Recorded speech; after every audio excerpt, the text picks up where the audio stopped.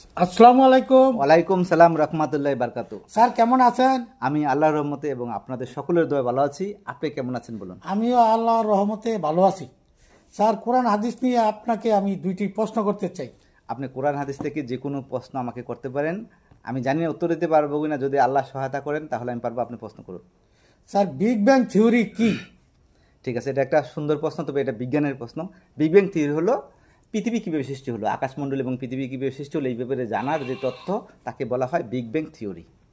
বা সুন্দর বলেছেন স্যার। আমার দ্বিতীয় প্রশ্ন স্যার, বিগ ব্যাং থিওরি এর কথা কোরআনের কোথায় উল্লেখ আছে? যদি থাকে তার কোথায় আছে এবং এর গুরুত্ব বা তাৎপর্যটা একটু যদি বলতেন। এটা সূরা আম্বিয়া চ্যাপ্টার নাম্বার হলো 21 এবং আয়াত নাম্বার 30 উল্লেখ আছে। এখানে আল্লাহ বলেন, ডোন্ট সি দ্য ডিসবিলিভার, অবিশ্বাসীরা কি দেখে না, the heaven and earth were close up mass, আকাশমণ্ডল এবং পৃথিবী একসাথে ছিল, দেন ওপেন দ্যাম আউট, তারপর আমি কি করলাম, পৃথক করলাম।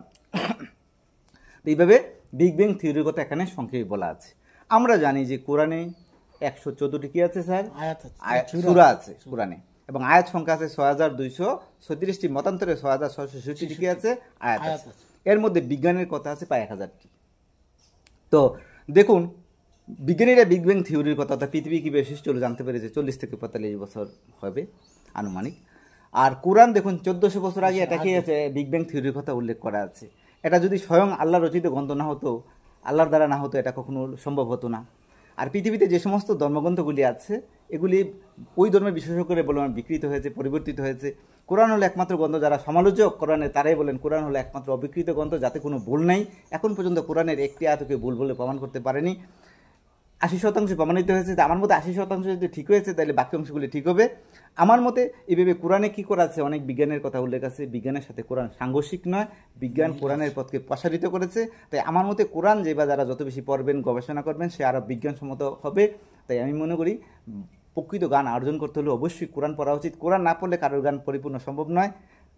আমার এটি উত্তর। আপনি এবার বলুন, কি বলতে চান? আমার প্রশ্নের উত্তরগুলি আপনি সুন্দরভাবে বলেছেন।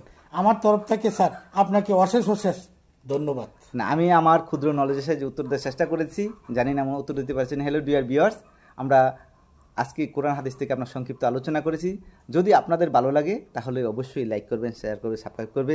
কারণ কোরআন হাদিস থেকে আলোচনা করলে কোনো গুনাহ নেই। আলোচনা করলে যেমন সোয়াব, শুনলেও সোয়াব, তাতে ইহকালে পরকালে শান্তি। কারণ আমরা অনেক সময় অযথা সময় নষ্ট করি আজে বাজে। তাই আজে বাজে সময় নষ্ট না করে আমরা যদি কোরআন হাদিস নিয়ে গবেষণা করি, আলোচনা করি, এতে আমরা ইহকালে পরকালে শান্তি। তাই এইভাবে আমরা আলোচনা করেছি। যদি আপনাদের অবশ্যই ভালো লাগে, লাইক করবে, শেয়ার করে সাবস্ক্রাইব করবে, তাহলে আমরাও অনুপ্রাণিত আরও পেশাল ভিডিও দেওয়ার চেষ্টা করব।